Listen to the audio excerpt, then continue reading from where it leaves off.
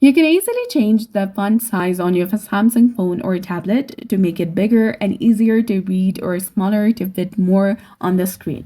And here's how you can change your font settings in Here's how you can change font size in settings. So go ahead and open your system settings app on your device. From here, scroll down and tap on display. Now tap on font size and style.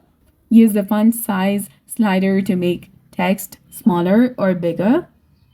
And you can slide right to increase the font size and left to decrease the font size. See how the changes look in the preview at the top of the screen?